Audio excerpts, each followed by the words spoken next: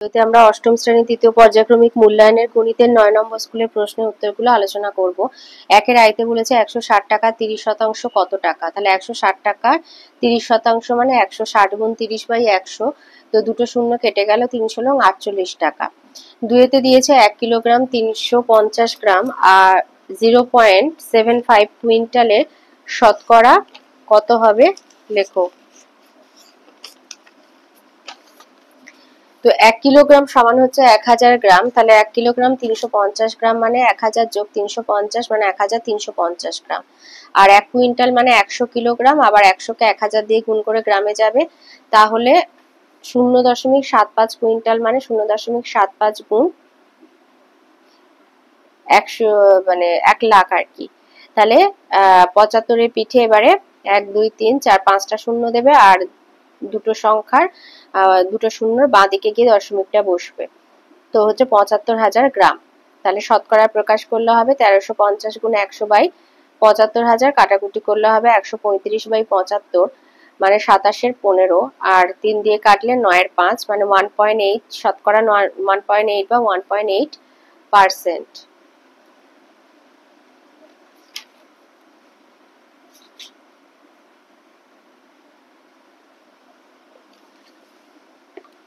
তিনেতে বলেছে লঘিষ্ঠ আকারে প্রকাশ করতে বলেছে, তো এটা লঘিষ্ঠ আকার। এবার 28 আর 21 হচ্ছে 3 দিয়ে কাটলে হবে 6/7, আর সূচকগুলো ভাগের ক্ষেত্রে বিয়োগ হয়, আর নিচে যেহেতু a⁴ উপরে a⁴ আছে, তাই হরে লিখবে a³ এ কিউব লিখবে, আর এখানে b⁵ আর নিচে আছে b², তাই লবে লিখবে b³ আর c²টা বসে যাবে, যেহেতু আর c² কাটার কেউ নেই, তাই 6b³ c²/7a³ হবে অ্যান্সার। 4এতে বলেছে 2a² b এবং 4ab² এর গসাগু কত হবে। তো গসাগু মানে সবের মধ্যে যেটা থাকে, তো এটাকে 2a² b কে পুরো ভেঙে ভালো করে লিখলে 2a × a × b, R 4ab² হচ্ছে 2 × 2 × a × b × b, তো এর মধ্যে কমন হচ্ছে 2ab, তাহলে গসাগু হচ্ছে 2ab। 5এ বলেছে দুইটি সমান্তরাল সরলরেখাকে একটি সরলরেখা ছেদ করলে প্রতিজোড়া অনুরূপ কোণগুলির পরিমাণ সমান হয়। 6এতে বলেছে পাশের জ্যামিতিক চিত্র থেকে BOC এর মান নির্ণয় করতে বলেছে। তো এখানে দেখো AOC সমান বিপ্রতীপ হচ্ছে BOD, AOC কোণের মান এখানে বলেছে 100 ডিগ্রি, তাহলে BODও হবে 100 ডিগ্রি। এবার একটা বিন্দুকে কেন্দ্র করে যে কোণগুলো হয় তাদের সমষ্টি 360 ডিগ্রি, তো কোণ AOC যোগ কোণ AOD প্লাস BOD কোণ BOC সমান 360, আর AOD প্লাস BOC AOD আর BOC হচ্ছে পরস্পর বিপ্রতীপ, আবার AOC আর BOD হচ্ছে AOD আর BOC হচ্ছে বিপ্রতীপ, আর AOC আর BOD পরস্পর বিপ্রতীপ, সেই জন্য এইভাবে লিখলাম সমান 360। এবার AOC প্লাস BOD সমান হচ্ছে, এখানে দেখো দুটোই 100 100 করে, তাই 100 যোগ 100, তাহলে AOD প্লাস BOC সমান হবে 360 ডিগ্রি মাইনাস 200 160 ডিগ্রি, এই দুটো কোণের সমষ্টি 160। এবার যেহেতু AOD সমান বিপ্রতীপ হচ্ছে BOC, তাই আমি AOD এর জায়গায় BOC লিখলাম, কারণ আমাদের BOC কোণের মান জানতে চেয়েছে, তাহলে BOC প্লাস BOC সমান 160, তাহলে 2 × BOC হচ্ছে 160 ডিগ্রি, অতএব BOC সমান 160 ডিগ্রি বাই 2 80 ডিগ্রি হবে। 2 এর আয়তে দিয়েছে উৎপাদকে বিশ্লেষণ করতে বলেছে 3a + b² - 2a - 2b - 8। তো এখান থেকে 3a × a + b² লিখবে, এখানে -2 কমন নিলে -2 × a + b - 8। এবার ধরি a + b সমান x, তাহলে 3x² - 2x - 8, 3 × 8 = 24 আর 4 × 6 = 24 হয়, তো 6 থেকে 4 বিয়োগ দিলে হয় 2, 3x² - 6x + 4x - 8, তো 3x কমন নিলে 3x × x - 2 + 4 × x - 2, তো x - 2 কমন নিলে 3x + 4। এবার ধরি x সমান a + b বসিয়ে পাই 3 × a + b + 4, আর এখানে যেহেতু x আছে শুধু a + b - 2, তাহলে এবার এটা গুণ করে বার করলে 3a + 3b + 4, আর এখানে a + b - 2। 2 তে দিয়েছে a⁴ - a⁴ -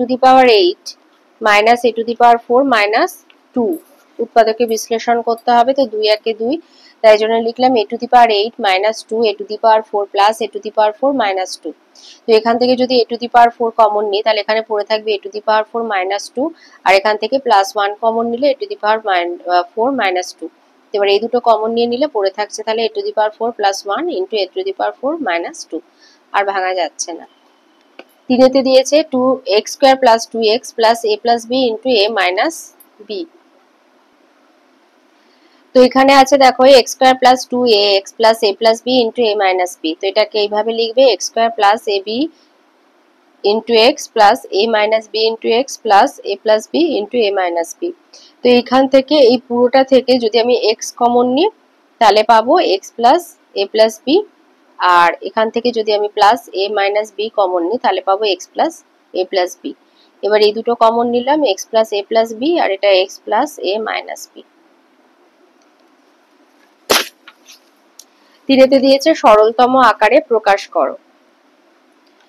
তো প্রথমে লিখলে এইভাবে, তারপরে এটা square minus ab plus B square, আর এখান থেকে a কমন নিলে a into a plus b, আর এখানে হচ্ছে তোমার এটা ভেঙে নিলে a কিউব প্লাস b কিউবকে a plus b into a square minus ab plus b square করে, আর নিচেরটা a plus b into a minus b।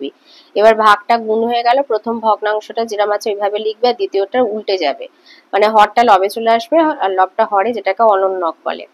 এবারে a প্লাস বি কেটে গেল, এইটা square minus ab plus B square, এখানে এটা কেটে গেল, তাহলে পড়ে থাকছে a মাইনাস বি লবে, আর হরে থাকছে a into a plus B. এবার এটা গুণ করে বার করে দিলে এবার a minus B by a square plus ab। চারেতে বলেছে গসাগু নির্ণয় করতে বলেছে। তো y কিউব মাইনাস 8 মানে y কিউব মাইনাস 2 কিউব লিখবো, তাহলে y minus 2 into y square plus 2y plus 4, আর y cube minus 4y square plus 4y থেকে y কমন নিলে y into y square minus 4y plus 4, মানে y into y minus 2 whole square. তো এটাকে ভেঙে লিখলাম, আর এটাকে ভাঙবো y square plus y minus 6 করে, তাহলে y square plus 3y minus 2y minus 6। তো y into y plus 3 minus 2 into y plus 3, তাহলে y minus 2 into y plus 3, তাহলে গসাগু হবে y মাইনাস 2। ওর সাথে একটা অথবাতে আর একটা রয়েছে। তো এখানে দেখো x কিউব মাইনাস 16x আছে, তো x কমন নিলে x স্কোয়ার মাইনাস 16 হবে, 16 মানে হচ্ছে 4 স্কোয়ার। তো লিখবে x into x square minus 4 square, তাহলে x into x plus 4 into x minus 4। দ্বিতীয় সংখ্যামালা দিয়েছে 2x cube plus 9x square plus 4x, x common নিলে x into 2x square plus 9x plus 4। তো এটাকে ভাঙলে হবে x into 2x square plus 8x plus x plus 4। তার মানে সেখান থেকে আমরা যদি কমন নিই তাহলে x বাইরে রাখবে, দ্বিতীয় বন্ধনীর ভেতরে 2x কমন নিলে একটুখানির মধ্যে থেকে, তাহলে 2x কমন নিলে পড়ছে 2x ইন্টু x প্লাস 4, আর এখান থেকে 1 প্লাস 1 কমন নিলে x প্লাস 4, তাহলে x into x plus 4 into 2x plus 1। দ্বিতীয় দিয়েছে 2x cube plus x square minus 28x, তো x কমন নিলে x into 2x square plus x minus 28। তো 28 দুগুণে 56 হয়, আবার 7 8-এ 56 হয়। তো যেহেতু এখানে আমাদের x এর সাথে কেউ নেই, মানে 1 আছে, তো আমরা 7 আর 8টা নেব, তাই লিখবো এখানে x ইন্টু এখানে লিখবো 2x square plus 8x minus 7x minus 28। তাহলে এই 2x স্কোয়ার প্লাস 8x থেকে আমরা 2x কমন নিচ্ছি, তাহলে 2x ইন্টু x প্লাস 4, আর মাইনাস 7x মাইনাস 28 থেকে আমরা মাইনাস 7 কমন নিলে তাহলে মাইনাস 7 ইন্টু x প্লাস 4, তাহলে x into 2x minus 7 into x plus 4। তাহলে এখানে গসাগু আমাদের, তাহলে গসাগু হচ্ছে দেখো এখানেও আছে x প্লাস 4, এখানেও x প্লাস 4, এখানেও আছে x প্লাস 4, আর x আছে, xটাও কমন যাবে, তাহলে গসাগু হবে x ইন্টু x প্লাস 4। গসাগু হবে x ইন্টু x প্লাস 4। 5-এ বলেছে লসাগু নির্ণয় করতে বলেছে। তো যখন এরকম দেখবে এখানে তিনটে সংখ্যামালা আছে, তো প্রত্যেকের এখানে যেমন 8 12 36 আছে, তো সেক্ষেত্রে 8 12 36-এর লসাগু বার করে নেবে, সেটা হবে 72। এবার বাকি যে চলরাশি যুক্ত যে সংখ্যামালাগুলো রয়েছে সেগুলো ধরো x স্কয়ার মাইনাস 4 কে ভাঙলে x স্কয়ার মাইনাস 2 স্কয়ার, তো x plus 2 into x minus 2, x cube plus 8 মানে x কিউব প্লাস 2 কিউব মানে x plus 2 into x square minus 2x plus 4। আর এখানে আছে x square minus 3x minus 10, 10 মানে 5 দুগুণে 10, 5 থেকে 2 বিয়োগ হলে 3, তাই x square minus 5x plus 2x minus 10। তো এখান থেকে যদি x কমন নিই x ইন্টু x মাইনাস 5, এখান থেকে প্লাস 2 কমন নিলে প্লাস 2 ইন্টু x মাইনাস 5, তাহলে 36 into x plus 2 into x minus 5। তো 8 12 36-এর লসাগু 72 বার করে নিয়েছি, তাই 72টা লিখলে এবার যেগুলো কমন আছে গেলে আর বাকি যা আছে সবই লিখে দিতে হবে, তাহলে উত্তরটা হবে 72 into x plus 2 into x minus 2 into x minus 5 into x square minus 2x plus 4। অথবাতে দিয়েছে আর একটা মানে লসাগু বার করতে হবে বলেছে, মানে যে এটা একটাই করতে হবে, যেটা এটা নইলে ওটা। তো অথবা দিয়ে যেটা দিয়েছে সেটা হচ্ছে y³ - 8 মানে y³ - 2³ y - 2 * y² + 2y + 4।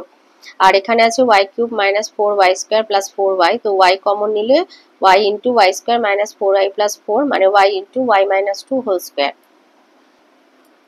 আর এখানে হচ্ছে y² + y - 6, তো 6 মানে 3 দুগুণে 6, y² + 3y - 2y - 6, তো y কমন নিলে y * y + 3 আর -2 কমন নিলে y + 3, তাহলে y + 3 * y - 2, তাহলে লসাগু হবে y * y - 2 whole square y + 3 * y² + 2y + 4।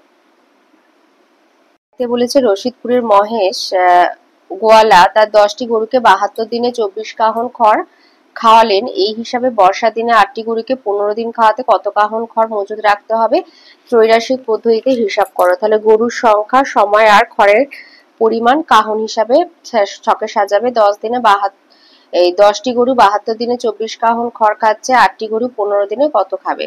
তো গরুর সংখ্যা খড়ের পরিমাণ সরল সম্পর্ক আর সময় ও খড়ের পরিমাণও সরল সম্পর্ক। তাহলে 10টি গরু 72 দিনে খাচ্ছে 24 কাহন খড়, একটি গরু 72 দিনে খাবে 24-এর 10, আবার একটি গরু একদিনে খাবে 24-এর 10 গুণ 72 কাহন খড়। আবার 8টি গরু একদিনে খাবে 24 গুণ 8 বাই 10 গুণ 72, আবার 8টি গরু 15 দিনে খাবে 24 গুণ 8 গুণ 15 বাই 10 গুণ 72। তো কাটাকুটি করলে হবে 4 কাহন খড় খাবে। দুয়েতে দিয়েছে একটি আয়তক্ষেত্রের দৈর্ঘ্য 20% বৃদ্ধি করা হলো আর প্রস্থ 20% হ্রাস করা হলে আয়তক্ষেত্রের ক্ষেত্রফল শতকরা কত বৃদ্ধি বা হ্রাস পেল। তো আয়তক্ষেত্রের দৈর্ঘ্য ধরি x একক, প্রস্থ y একক, তাহলে ক্ষেত্রফল xy বর্গ একক, এটা প্রথমে ছিল। এবারে দৈর্ঘ্য 20% বৃদ্ধি করা হলে নতুন দৈর্ঘ্য হবে x প্লাস x এর 20% মানে x এর 5, x প্লাস x/5, তার মানে 6x/5 একক হবে নতুন দৈর্ঘ্য। আবার প্রস্থ 20% হ্রাস করা হলে নতুন প্রস্থ হবে 4y/5 একক, y minus y into 20% করে বার করা হলো। তাহলে নতুন ক্ষেত্রফল 6x/5 into 4y/5 মানে 24xy/25 বর্গ একক। তাহলে আগের ক্ষেত্রফল আর বর্তমান ক্ষেত্রফল, আগে যদি xy ক্ষেত্রফল থাকে তাহলে এখন বর্তমান হচ্ছে 24xy/25 বর্গ একক, আগে 100 হলে এখন কত। সেক্ষেত্রেও সরল সম্পর্ক, তো আগের ক্ষেত্রফল xy বর্গ একক হলে বর্তমান ক্ষেত্রফল 24xy/25 বর্গ একক, আগে 1 হলে এখন হবে 24xy/25 into xy বর্গ একক, আর আগে 100 হলে 24 into 100/25, তো 100 কে 25 দিয়ে কাটলে 4, 4 24 96 বর্গ একক। তাহলে শতকরা হ্রাস পাচ্ছে 100 - 96 মানে 4 বর্গ একক বা 4% হ্রাস পেল। তিরেতে বলেছে দুইটি সমান আয়তনের পাত্রে যথাক্রমে 1/3 অংশ আর 1/2 অংশ ফলের রস ছিল। পাত্র দুটির অবশিষ্টাংশ জলপূর্ণ করে অন্য একটি পাত্রে সমগ্র জল মিশ্রিত ফলের রস ঢালা হলে নতুন পাত্রে ফলের রস আর জলের পরিমাণের অনুপাত কত। তাহলে প্রথম পাত্রে ফলের রস ছিল 1/3 অংশ, তাহলে জল আছে 1 বিয়োগ 1/3 মানে 2/3 অংশ। দ্বিতীয় পাত্রে ফলের রস আছে 1/2 অংশ, তাহলে জল আছে দেয়া হলো 1 বিয়োগ 1/2 মানে 1/2 অংশ। তাহলে নতুন পাত্রে ফলের রস ও জলের পরিমাণের অনুপাত হবে 1/3 যোগ 1/2, মানে প্রথম পাত্রের ফলের রস আর দ্বিতীয় পাত্রের ফলের রস যোগ করবে, আর প্রথম পাত্রের জলের পরিমাণ আর দ্বিতীয় পাত্রের জলের পরিমাণ যোগ করে অনুপাত করবে। তাই 1/3 যোগ 1/2 is to 2/3 যোগ 1/2, তো 3 আর 2 এর লসাগু হচ্ছে 6, তো যোগ করলে হচ্ছে 5-এর 6, এটা যোগ করলে হচ্ছে 7-এর 6, 6 6 কেটে যাচ্ছে, তো 5:7 হবে নতুন পাত্রে ফলের রস আর জলের পরিমাণের অনুপাত। চারেতে দিয়েছে একটি যন্ত্রচালিত তাঁতের ক্ষমতা একটি হস্তচালিত তাঁতের ক্ষমতা 2.1-4 গুণ। 12টা হস্তচালিত তাঁত 1800 মিটার দৈর্ঘ্যের কাপড় 18 দিনে তৈরি করে, তাহলে 2700 মিটার দৈর্ঘ্যের কাপড় 15 দিনে তৈরি করতে কতগুলি যন্ত্রচালিত তাঁত লাগবে। তো এখানে ছকে সাজাবে যে কাপড়ের পরিমাণ হচ্ছে মিটার, সময় হলো দিন সংখ্যা, হস্তচালিত তাঁতের সংখ্যা হচ্ছে টি। তাহলে 1080 মিটার কাপড় 18 দিনে করছে 12টি হস্তচালিত তাঁত। তাহলে 2700 মিটার কাপড় 15 দিনে করবে xটি হস্তচালিত তাঁত। তো কাপড় পরিমাণ আর তাঁতের সংখ্যা হচ্ছে সরল সম্পর্ক, এইভাবে সমানুপাতের আকারে সাজালে তাহলে x সমান 2700 গুণ 12/1080, আর সময় ও তাঁতের সংখ্যা হচ্ছে ব্যস্ত সম্পর্ক, তাই x সমান 12 গুণ 18/15। তাহলে x সমান আমরা পাবো তাহলে নির্ণয় হস্তচালিত তাঁতের সংখ্যা হবে 12 গুণ 27/1080 ইন্টু 18/15। তো কাটাকুটি করলে হবে 36টি। এখন 2 পূর্ণ 1/4 মানে 9/4, তাহলে 9/4টি হস্তচালিত তাঁত মানে একটা যন্ত্রচালিত তাঁত। তাহলে 36টি হস্তচালিত তাঁত মানে 36 ভাগ 9/4 মানে 36 গুণ 4 এর 9। 36কে 9 দিয়ে কাটলে 4, 4 4 16টি, তাহলে 16টি যন্ত্রচালিত তাঁত লাগবে। 5 দিয়েছে সুদীপা একটি পাত্রে 3:1 অনুপাতে সিরাপ ও জল মিশিয়ে এক প্রকার শরবত তৈরি করেছে। এই শরবতের কত অংশ তুলে নিয়ে সমপরিমাণ জল ঢালে সিরাপ ও জলের পরিমাণের অনুপাত 1:2 হবে, হিসাব করো। আচ্ছা, এটা তোমাদের বইয়ের 117 পাতায় রয়েছে। এখানে শুধু জল আগে আছে বলে 2টা আগে দিয়েছে আর সিরাপটা পরে আছে বলে 1টা পরে। আর আমাদের কোশ্চেন ব্যাংকে সিরাপের কথাটা আগে আছে, পরে জল আছে, তাই 1:2 করে দিয়েছে, কিন্তু অঙ্কটা আদপে একই। তো বইয়ের এই অঙ্কটাই তোমরা করে নেবে, এখানে এটা সম্পূর্ণভাবে করা আছে। তো অ্যান্সারটা 5/9ই হবে।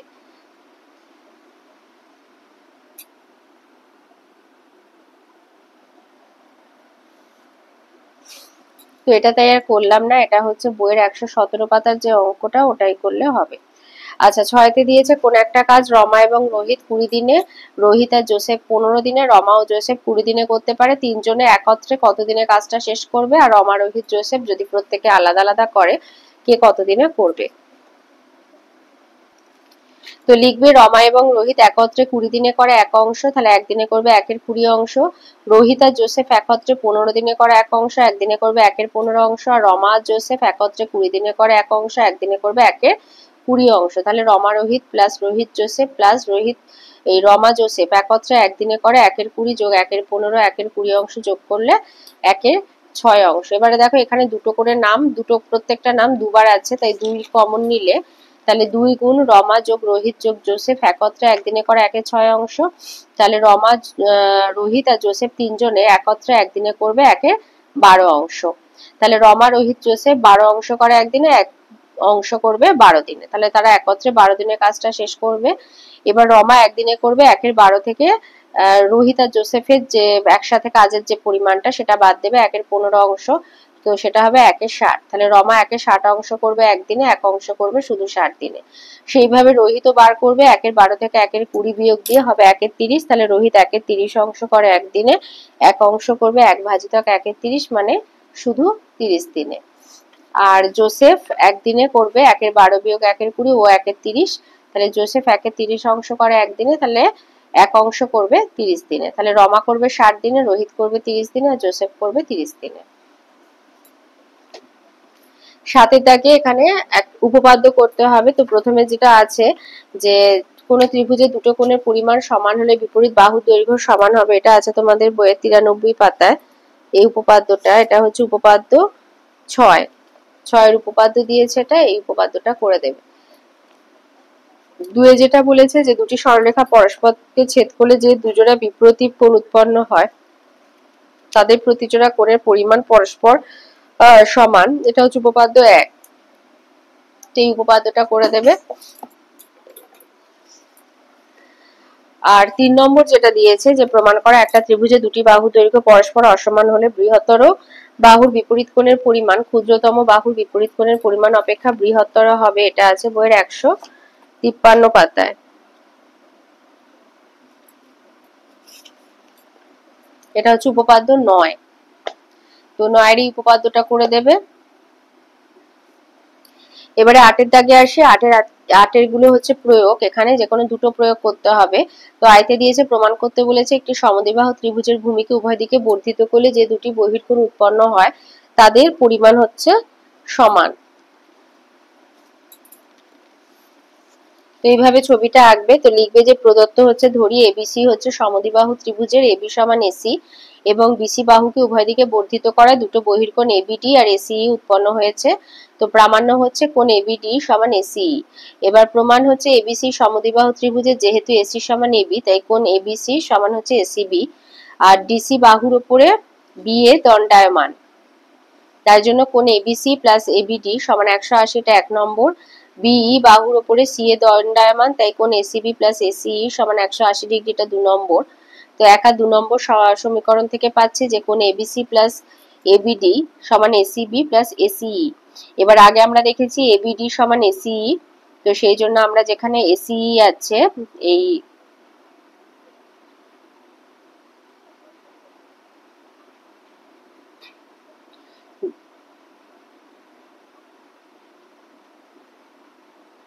এবিসি, এই যে এবিসি প্লাস এসিবি, তো আমরা এখানে এবিসির জায়গায় আমরা এসিবি লিখলাম, তাহলে এসিবি এসিবি কেটে গেল, তাহলে কোণ এবিটি সমান হচ্ছে কোণ এসি।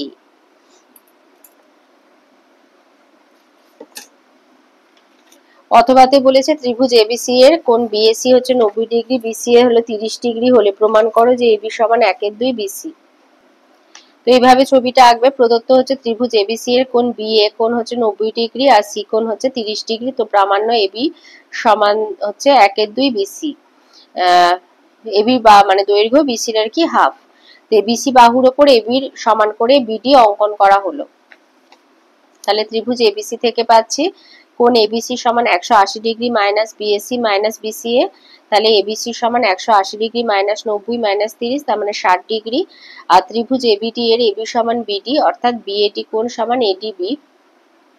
তাহলে ত্রিভুজ এবিটি থেকে পাচ্ছি যে তার বি কোণ ডি কোণ আর এ কোণের মান 180 ডিগ্রি সমষ্টি আর কি। তাহলে এবিডির মান আমরা পেয়ে গেছি